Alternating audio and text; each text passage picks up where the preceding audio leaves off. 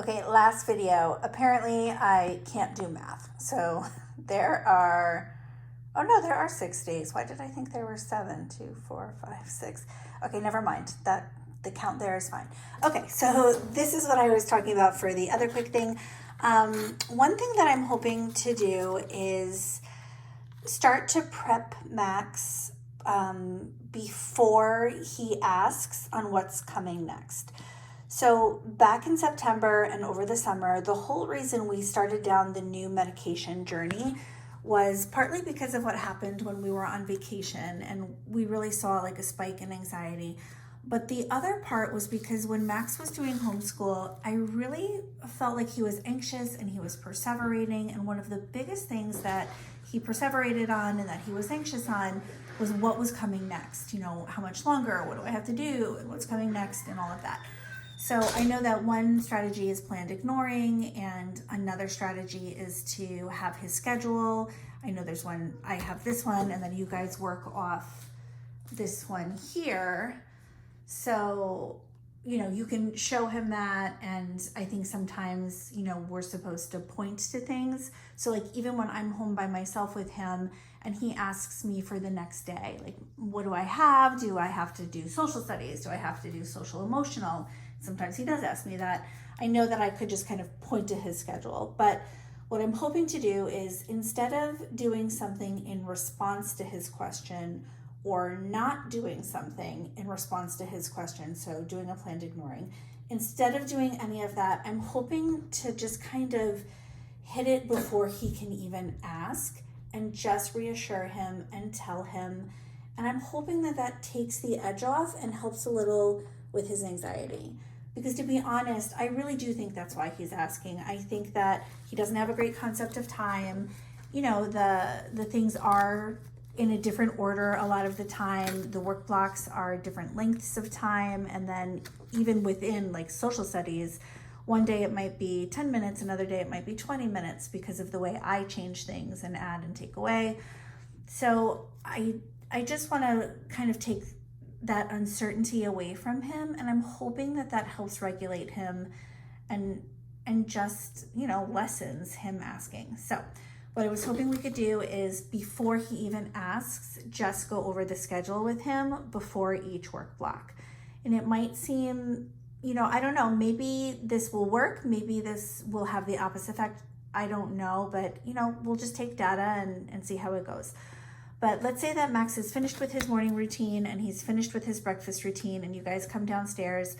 I was hoping that you could show him here and over here, whichever one you want to use, but show him, all right, Max, listen, this is what your day is going to look like. You're going to start with calendar, then do reading, then you have speech, then you have PE, and so forth. You would go down the whole thing and then tell him, okay, so we went through what your day is going to be. You know what you have to do. Now we're going to start with calendar.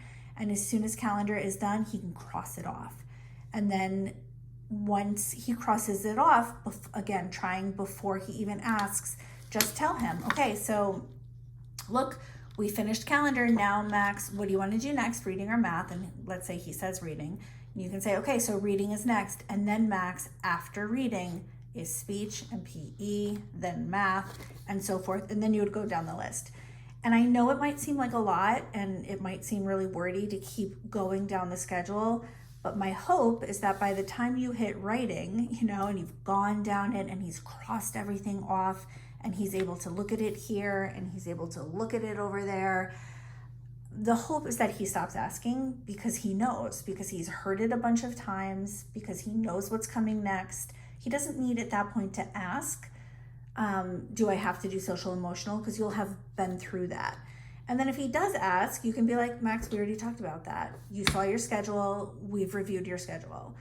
And then if he knows that you're going to keep reviewing his schedule before a work block, as soon as he gets to cross something off, again, maybe he will stop asking and maybe, and really that's not, the point really isn't for him to stop asking for me. I want to take that anxiety away. I just want to take the edge off. And I know it's not a big deal. He's not freaking out or anything, but you know, when he asks all those times, it makes me feel like he's feeling uncomfortable. and just a little bit off. And, you know, of course, I don't want him to feel like that. So that was one thing. And then the other thing is, I know for each work block, sometimes within a work block, he's like, what's next? How much longer? What do I have to do? And I know that for a lot of these, we have those schedules with the Velcro, and each of those individual schedules are still in the buckets. So like the math schedule is in the math bucket and so forth. But I also know that we changed things. So I don't know if those schedules match up exactly with what's happening in each work block, because for a couple of the things, I think I called it tabletop work, but sometimes he's not doing tabletop work. Sometimes he's doing role play and that kind of thing.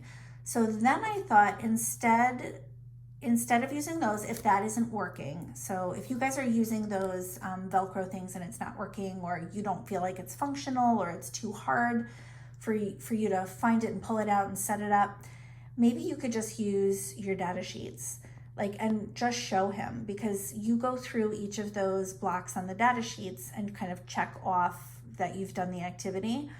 Just show him there and say, all right, Max, so look, right now we're doing calendar. This is what you have next. You go through that. All right, now we're going to do calendar, and this is what we're going to do in calendar. And you can just show him, look, we have 1, 2, 3, 4, 5, 10 things to do. They're quick questions, then we're done, and that's it. And then hopefully he doesn't ask. Again, calendar, I know he probably doesn't give you a hard time with that, and I don't know if he does with reading or math, but I know at the end of the day, particularly at the end of his day, because he's worn out and he's tired and he's kind of had enough, I'm hoping, especially for some of these, for science, for listening, for language, they're short now. If he knows, okay, I have science next, and then he sees on your data sheets, look, Max, we have 2 short things to do for science, 5 senses and sorting animal feet. Then we're done. And then he can cross off science, and he sees the day getting shorter. Maybe he will just feel more comfortable. I'm hoping. I don't know.